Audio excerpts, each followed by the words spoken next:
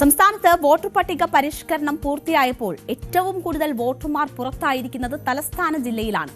അന്തിമ വോട്ടർ പട്ടിക പ്രസിദ്ധീകരിച്ചപ്പോൾ 8 ലക്ഷത്തോളം പേരാണ് പട്ടികയിൽ നിന്ന് പുറത്തായിരിക്കുന്നത്. എന്നാൽ തിരുവനന്തപുരം ജില്ലയിലെ 14 നിയമസഭാ മണ്ഡലങ്ങളിൽ നിന്നായി പുറത്തായത് 3,01,015 വോട്ടർമാരാണ്. അപ്പോൾ മൊത്തം 8 ലക്ഷം പേർ പുറത്താകുമ്പോൾ അതിൽ 3 ലക്ഷത്തി ചില്ലുവാനും പേരും തിരുവനന്തപുരത്ത് നിന്ന് പുറത്താകുന്നു എന്നതാണ് സാഹചര്യം. അതായത് ആകെ വോട്ട് ചോർച്ചയുടെ 33% ഉണ്ടായിട്ടുള്ളത് തലസ്ഥാനത്താണ് എന്ന് കണക്കുകൾ ചൂണ്ടിക്കാട്ടുന്നു. കനത്ത വോട്ട് ചോർച്ച ഉണ്ടായ മണ്ഡലങ്ങളിൽ പലതും BJPയുടെ ശക്തി കേന്ദ്രങ്ങളാണ്.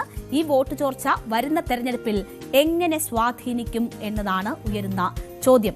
ഭൂരിപക്ഷം ജില്ലകളിലും വോട്ട് കുറഞ്ഞപ്പോൾ കാസർഗോഡ്, കണ്ണൂർ, കോഴിക്കോട്, മലപ്പുറം ജില്ലകളിലെ മണ്ഡലങ്ങളിൽ വോട്ട് വർധനയാണ് രേഖപ്പെടുത്തിയിരിക്കുന്നത്. മലപ്പുറം ജില്ലയിലാണ് പുതിയ വോട്ടർമാർ ഏറ്റവും കൂടുതൽ ഉള്ളത്. അപ്പോൾ സമഗ്ര വോട്ടർ പട്ടിക പരിഷ്കരണം പൂർത്തിയാകുമ്പോൾ സംസ്ഥാനത്താകെ കുറഞ്ഞ വോട്ടർമാർ 8,97,000 പേരാണ്. തിരുവനന്തപുരം മണ്ഡലത്തിൽ മാത്രം 47,647 വോട്ടർമാർ കുറയുന്നു. വട്ടിയൂർക്കാവിൽ 42,580 പേർ, നേമം 38,063, കഴക്കൂട്ടം 32,769. ഈ കണക്കുകളാണ് സംശയം ജനിപ്പിക്കുന്നത്. അതായത് തിരുവനന്തപുരത്ത് BJP ഏറ്റവും കൂടുതൽ സാധ്യത കൽപ്പിക്കുന്ന മണ്ഡലങ്ങളിൽ ഏറ്റവും കൂടുതൽ വോട്ടുകൾ ഒഴിവാക്കപ്പെട്ടിരിക്കുന്നു എന്നതാണ് സാഹചര്യം. അത് ചില സംശയങ്ങൾ കൂടി ജനിപ്പിക്കുന്നതാണ്. വോട്ടർമാർ കുറഞ്ഞത് ആർക്ക് നേട്ടമാകും എന്നതാണ് ഉയരുന്ന ഏറ്റവും പ്രധാനപ്പെട്ട ചോദ്യം. ആരുടെ വോട്ടുകളാണ് കുറഞ്ഞത് എന്നത് മറ്റൊരു ചോദ്യം.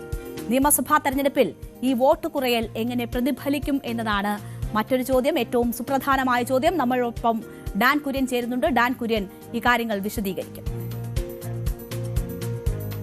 തീവ്ര വോട്ടർ പട്ടിക പരിഷ്കരണവുമായി ബന്ധപ്പെട്ട് നേരത്തെ മുതൽ തന്നെ രാഷ്ട്രീയ പാർട്ടികൾ മുമ്പോട്ട് വെക്കുന്ന ആശങ്കകളുടെ ആക്കം കൂട്ടുന്ന കണക്കുകളാണ് തിരുവനന്തപുരം ജില്ലയിൽ നിന്ന്, പ്രത്യേകിച്ച് പ്രധാനപ്പെട്ട 7 മണ്ഡലങ്ങളിൽ നിന്ന് പുറത്തു വരുന്നത്. അതിൽ തന്നെ 40,000-ന് മുകളിൽ വോട്ടുകൾ കുറഞ്ഞിരിക്കുന്നത് 3 പ്രധാനപ്പെട്ട മണ്ഡലങ്ങളാണ്. അതായത് തിരുവനന്തപുരം സെൻട്രലിൽ 47,647, വട്ടിയൂർക്കാവിൽ 42,580, നേമത്ത് 38,063. ഈ പ്രധാനപ്പെട്ട 3 മണ്ഡലങ്ങളിൽ വലിയ തരത്തിൽ, അതായത് ഇത്രയധികം വോട്ടർമാരുടെ എണ്ണത്തിൽ കുറവ് വരുന്ന, അല്ലെങ്കിൽ അവർ പുറത്താകുന്ന ഒരു സാഹചര്യം.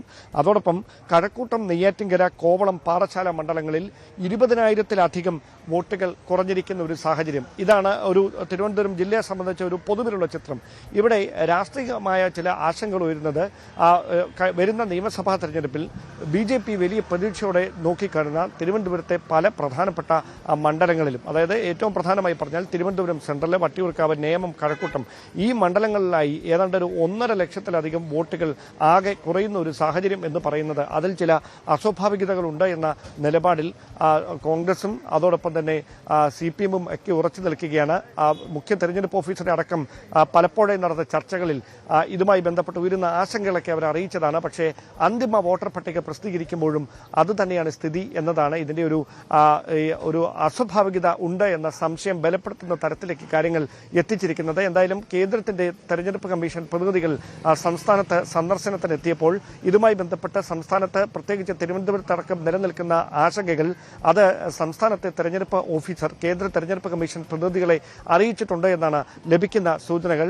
എന്തായാലും ഇപ്പോഴുണ്ടായിരിക്കുന്ന ഈ സാഹചര്യം അത് രാഷ്ട്രീയമായ ചില അസ്വാഭാവികതകൾ കൂടിക്കൊണ്ടാണ് എന്ന ഒരു പ്രചാരണം ഒരു വശത്ത് തുടങ്ങിയിട്ടുണ്ട്. പ്രത്യേകിച്ച് ന്യൂനപക്ഷ വിഭാഗങ്ങൾക്കിടയിൽ അത് വലിയ തരത്തിൽ ചർച്ചയായി മാറുന്ന ഒരു സാഹചര്യമാണ് ഇപ്പോൾ ഉണ്ടായിരിക്കുന്നത്. അങ്ങനെയെങ്കിൽ ഈ ആശങ്ക പരിഹരിക്കുന്നതിന് വേണ്ടി തെരഞ്ഞെടുപ്പ് കമ്മീഷൻ തെരഞ്ഞെടുപ്പിന്റെ വിജ്ഞാപനം വരുന്നതിന് മുമ്പായി എത്രമാത്രം വേഗത്തിൽ ഈ വോട്ടർ പട്ടികയുമായി ബന്ധപ്പെട്ട് ഒഴിവാക്കപ്പെട്ട ആളുകളെ പരമാവധി അതിൽ ഉൾപ്പെടുത്തുന്നതിന് വേണ്ടിയിട്ടുള്ള ഏത് തരത്തിലുള്ള നടപടിക്രമങ്ങൾ ഇനി പൂർത്തിയാക്കും, അതിനുള്ള എന്ത് തുടർ നീക്കങ്ങളിലേക്ക് കടക്കും എന്നതാണ് ഇവരും ആകാംക്ഷയോടെ ഉറ്റുനോക്കുന്നത്.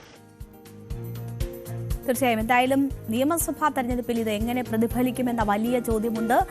ഇനിയും സമയമുണ്ട് വോട്ടർമാരെ ചേർക്കാൻ. അപ്പോൾ ആ വോട്ടർമാരെ ചേർക്കാനുള്ള നടപടികൾ എങ്ങനെ ഫലപ്രദമായി വിനിയോഗിക്കാൻ കഴിയുമെന്ന ചോദ്യമുണ്ട്. ആരെയൊക്കെയാണ് ഒഴിവാക്കിയിട്ടുള്ളത് എന്ന ചോദ്യം അപ്പോഴും വളരെ പ്രസക്തമാണ്. യഥാർത്ഥത്തിൽ വോട്ടർമാരായിരുന്നവരാണോ, അതോ ഇത്രയധികം കള്ളവോട്ടുകൾ ചേർക്കപ്പെട്ടിരുന്നതാണോ, അതോ തിരുവനന്തപുരത്തിന്റെ പ്രത്യേക സാഹചര്യം നമുക്കറിയാം. അവിടെ നിരവധി സർക്കാർ ഉദ്യോഗസ്ഥരായിട്ടുള്ളവരൊക്കെ മറ്റ് പല ജില്ലകളിൽ നിന്ന് വന്ന് താമസിക്കുകയും പിന്നീട് മാറിപ്പോയവരുമൊക്കെ ഉണ്ടാകാം. IT മേഖലയിൽ പെട്ട കുറേയധികം ആളുകൾ അധിവസിക്കുന്ന ഇടമാണ്. അപ്പോൾ അങ്ങനെയുള്ള സാഹചര്യങ്ങൾ കൊണ്ട് വന്നിട്ടുള്ള പ്രശ്നങ്ങളാണോ വോട്ടർ പട്ടികയിൽ ഉണ്ടായിട്ടുള്ളത്? അതൊക്കെ ഒരുപാട് ചോദ്യങ്ങൾ ഉയരുന്നതാണ്. എന്തായാലും വിശദമായ പരിശോധന ഇതിൽ നടക്കേണ്ടതുണ്ട് എന്നതാണ് ഈ സാഹചര്യം ഇപ്പോൾ സൂചിപ്പിക്കുന്നത്. ഡാൻ കുര്യന്റെ റിപ്പോർട്ടാണ് കണ്ടത്. നമ്മൾ മറ്റു വാർത്തകളിലേക്ക് തിരിച്ചെത്തും ചെറിയൊരു ഇടവേളയ്ക്ക് ശേഷം. കൂടുതൽ വാർത്തകൾക്ക് News 18 Keralam YouTube channel subscribe ചെയ്യുക.